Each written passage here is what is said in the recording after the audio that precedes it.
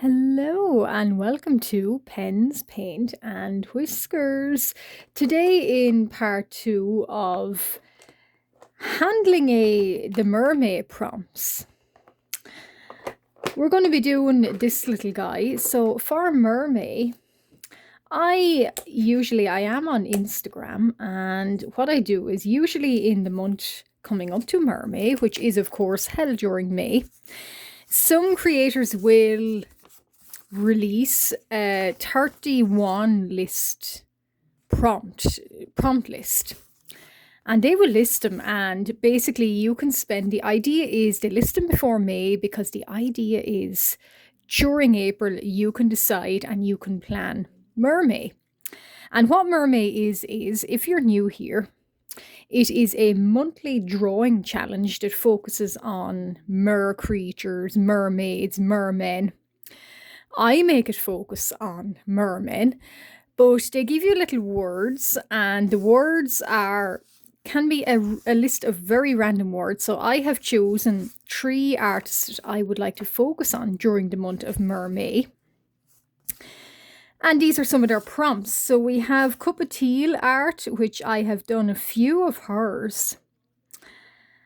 So these are the prompts. I think that's Queen Ariel. Yeah, Queen Ariel of the Realm has made a list. And then Lucy here has made a list. So all of these artists are on Instagram, and I will pop their pages down in the description so you can go and check them out. But today, so in my last video, I spoke about 2 that stood out to me. And it was Trident, and I think it was Atlantis or Ruins. But anyway, we're going to do, I've lost it again. Yeah, so we're going to do prompt 16 from Lucy's Mermay. So it's Trident. And I sketched it out in my last video, if you were here watching. And today I'm going to finish the sketch, and I'm going to just talk some more about what I plan for the rest of Mermay. So as you can see now, this page does look a little bit blotchy. There's a reason for that, because I have alcohol markers on the other side, and regardless of paper, they do bleed through, so you just got to be prepared for that. But that's okay. I always kind of paint over them with acrylic or gouache, or sometimes even other alcohol markers. And they usually there's no issue with covering them up or anything. So as you can see, this little fella, he just about fits into screen here. So I choose very literally. Now, some people, when they go about a challenge, will think more abstract. I just thought more literally. And so he is holding a trident, and he's sort of half done. So I had sketched him in, and coming back in part 2, now I'm going to go over, I'm happy with how he looks. So, oh my goodness, dog barking. So I'm going to sketch, and I will say this is a Llewellyn Mello 300 GSM watercolor sketchbook. And what I'm doing is, it's a Unipin grey pen. And I'm sketching him in grey because I will go over him I haven't even picked his colours yet. So I'll go over them in acrylic or alcohol marker. I'm thinking more acrylic here today for him. I don't think I'll be doing much colouring on him today, but I will do a kind of a pick of colours. And I'll just show off what I have planned for the background. So kind of the purpose of this video is a step-by-step sort of how I handle doing prompts. And how anybody that's watching, if they'd like to join in with Mermay or doing Mermay, or they're new to Mermay, sort of how I do it. And you can see how I do. Now, this is not a one-size-fits-all. This is just how I do drawing and art challenges, because I do love art challenges, but I don't like them when they get overwhelming, because overwhelming is one sure way to end up with burnout. And I have spoke about the dreaded burnout before, but I try to avoid burnout. So actually, yeah, so there is his body. So I do like to keep my mer people quite um kind of tidy. We'll use the word. Yeah, we'll use the word tidy. And I sketched this in pencil, so never go in fully. Well, if you want to go in fully with a pen, do. But I'm not that brave, so I always go in a few times over with a pencil. And so this is his border. So I was thinking my favorite style in art or favorite genre is medieval. So I was thinking, well, why not do a medieval kind of style mer creature? So he's like the storyline with him is I cannot help but think about storylines for these little creatures, but it's like a in Atlantis or wherever they've like a mer castle, and he's basically the one of the guards. Now he's not very important, I don't imagine, but it's just he's one of the guards, but his trident here is quite style, and there is quite a bit of sort of jewels in it. So I'd imagine maybe is he captain of the guard? Something quite high up, but not very very high up, if that makes sense. Maybe there's people above him, but there's also other mer people below him, and he's kind of protecting the castle. Now, I did speak in my last video about wanting to. I change his position. He was sort of looking out over his shoulder, so I thought it would be interesting to do something on the horizon line.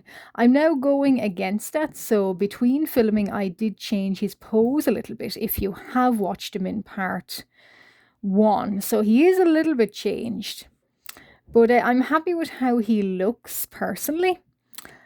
I think he looks a little bit better. I like the fact that he looks a little bit even more attentive. I did think in part 1, when I went back and looked at him, he looked a little bit more plaintive. I don't know, that kind of vibe. And I think now he's sort of, is he just after giving orders? He's quite young also, but maybe age with mer people is quite different. You see, you can make it up as you go along with fantasy, as I do. And yeah, so is he waiting for orders from higher ups, or has he just given them? I don't know. But yeah, there is a little bit of a storyline with him. And that's what I'm giving him a more of a medieval flair. So I was going to do a border on him, a floral border. I thought, no, actually, why not just put some, like, I don't know, they look like those eels from The Little Mermaid, actually. Was it Flotsam and Jetsam? Oh my goodness, there's a lot of sound. Yeah, Flotsam and Jetsam, I think, is kind of these sort of eels, and they're going to be, it's like a flag standard. And these are my other ladies. These are the pond ladies, so the mer friends. But that's where a lot of their paint is coming from. But when I paint over this, you will not see any difference. And yes, he does have, I did change his horn position. So yeah, I give my mer people horns. So he's going to have a little 2-prong kind of long horn here. So yeah, and I don't, when I am sketching them in, I don't put a lot of facial, sort of just the eye, the nose, the mouth, and that's about it, and an ear and horns if there are any. Because I think any more is a little bit, they get a little bit lost in the details, and if any show through, they can really muddy up a piece of art.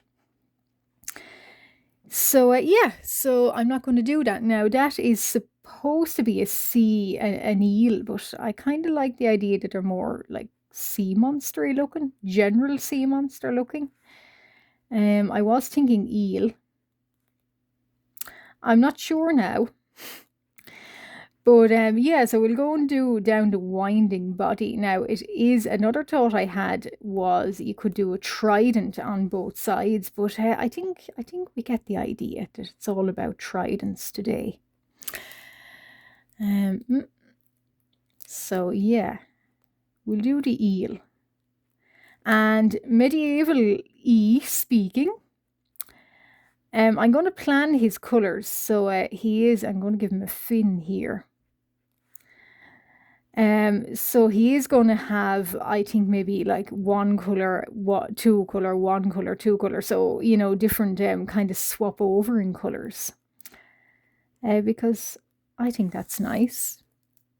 And then I'm going to do a mix of colours here. So I'll obviously erase all of these pencil markings. So tidying him up is what I would call it. And then I'll erase the pencil marks, and then I will talk about the background. Now, I do want to go medieval, but I'm thinking medieval kind of based. We could do a little bit of a different colours, so not necessarily the browns and the earthy tones. We can go a little bit out with them. So I'm hoping I can get inspiration from my colour swatch jar. And yes, I do have a colour swatch jar. Yeah, so I don't know, are these maybe ribbon eels? I don't know. There is a type of eel I do know called ribbon eel. I don't know if they are, but I do like the long sort of very confusing backbone, I will say. So this is me having fun. This is kind of how I would handle, not necessarily Mermay, but any drawing challenge. Like even draw this in your style is different. But any kind of art challenge it pops up, like there's Junicorn coming for June, so it's all about unicorns. Mermay, of course, is happening currently because it is May. Smoggust, I believe, is Dragons in August. And then, of course, Inktober is in October. Not one I'm mad on, I have to say, or not one I'm very keen on. But if you want to try your hand at drawing challenges and art challenges, I would absolutely recommend them. But this is kind of me sort of filming the process about now. Camera shakes. Yeah, so this is how I would go about doing them. And what I would do for them. And how I would treat, basically, I like the little kind of, as I said before, it's like low-key problem solving. So I do like that. I do like the problem solving that these little prompts give to you. And again, like I said, you don't need to do every single prompt on the list, and you don't need to do art every day to feel a sort of satisfaction for completing the challenge. I most certainly do not have the time to do a drawing per day. And I most certainly do not, because that is burnout. But if you do it, very good. That's good that it works for you. But I'm just talking through how I would do a art challenge. Now, I did have a little tiny brush, but I don't anymore. So we just scrape it off. Now, so he's a little bit, apart from the blotches of the previous page, he is a little bit tidier, as you can see. And I'm happy with that. So speaking of a medieval colour scheme, well, I don't know. I have brought along my little kind of colour prompt jar. So we're going to get out a few of them here. So what they are is, yeah, there's some medieval and name prompts mixed in, but sometimes when I'm stuck for a colour, or I'm not sure what I'm going to make or what I'm going to do, I go to this little jar, and what it is I collect things off Pinterest and I print them out, and when I am stuck for inspiration, I go to it. And sometimes they're little colour swatches, and I sometimes get them online, so you can see these kind of little colours that look nice together. Now, I do actually like that. So, and then sometimes little medieval creatures that I'll redraw. But anyway, I'm going to do, I leave that one out because that is interesting anyway. And there's a name here. Gilbert. But anyway, I'll scoop them all up. And there is an awful lot of blue here. Now, the reason I have these little colour swatches is also because they give me an opportunity to work with colours that I wouldn't normally work with. I'm not that big on the cool or the warm colours, like say pinks, reds, oranges, yellows. So it's nice to kind of have them come up in a little swatch like this. So then I feel like I'm challenging myself. And now you guys cannot see me, but when I say I am closing all 3 of my eyes, I am closing all 3 of my eyes. So I'm going to pick a little swatch from here. And I'll pick 3, and notwithstanding I do have that other one I really like set out. And if I don't like any of these, I'll just go to that one.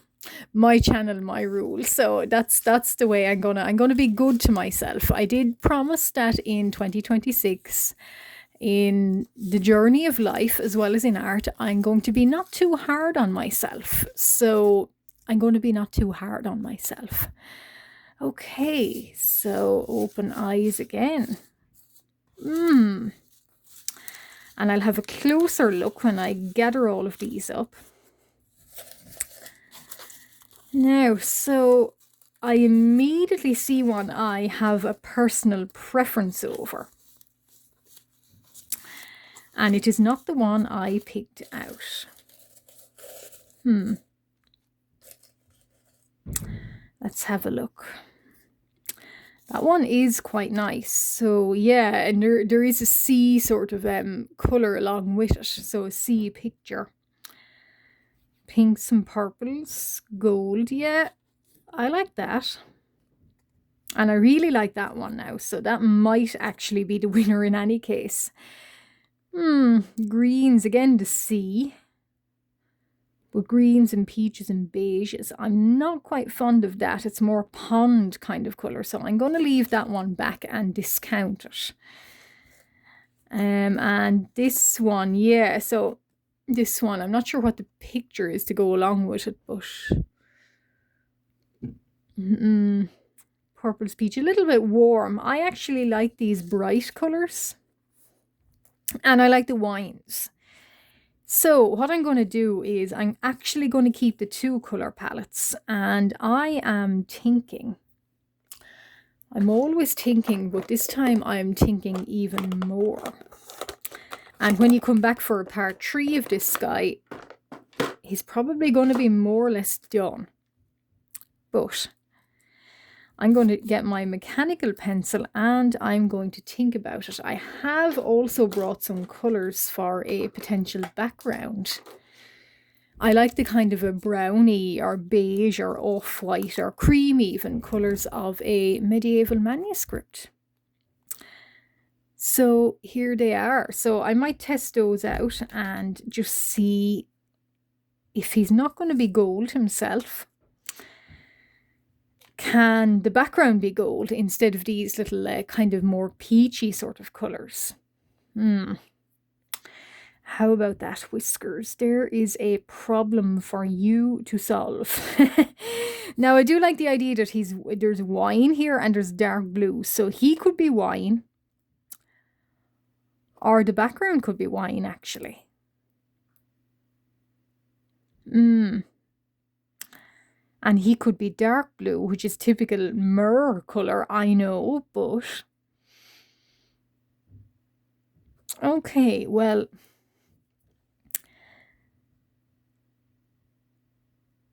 I like the idea that... let's see, we could do something with the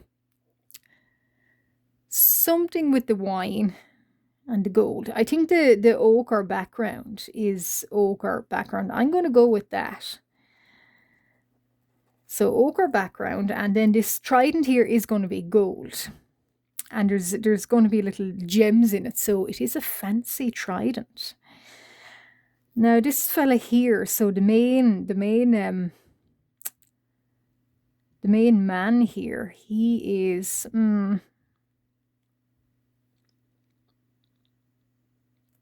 Or do I like a wine background? You see, this is all of these colour sort of issues. Oh, colour issues I come upon. So I do like the green here too. I like that green brought in. Green and wine or blue and wine seem to go more, or they seem to stand out a little bit more to me. Why don't I do him wine? And the blue here, these kind of eel creatures could be more blue. And by part 3, you're going to see this guy and he'll be in completely different colours because that's how my brain works. But,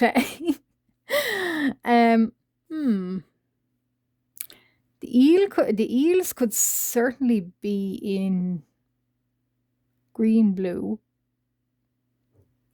pink, green. These two colours and these two colours do go together, but I would like the two eels either side of him matching up.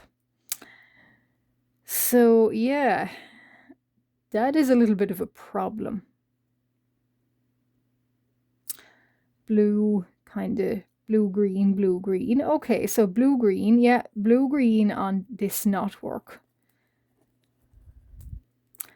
And pink-purple. Okay, pink-purple.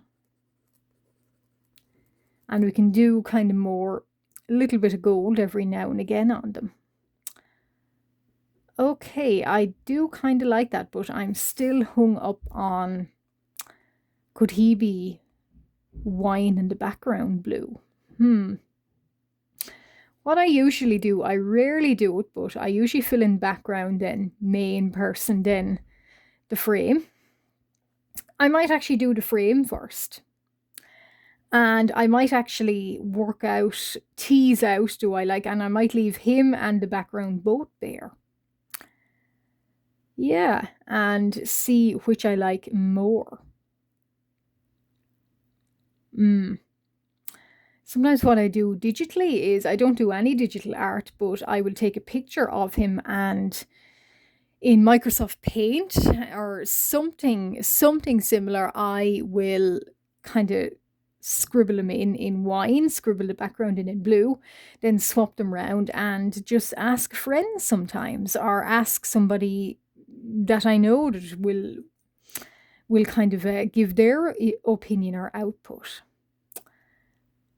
Blue is very typical merman colours. But wine would be quite striking. Now, this is a problem. Anyway, if you were going to be watching me and I recorded this entire progress, you would be still here until sometime next year, I think. So thinking about all of this, so what I'm going to do is I'm going to leave it there. So that has been part 2, and you've seen me sort of change his position. Now I've got a good, I'm really happy with this, and it's a really striking sort of image for this Mermay prompt. But now I've encountered a problem, so with that, I'm going to leave you guys and I'm going to love you guys and I'm going to struggle out with this problem. And when I come back in part 3, I will have everything more or less done or sorted out. And I might actually do some painting on him. I'm not quite sure.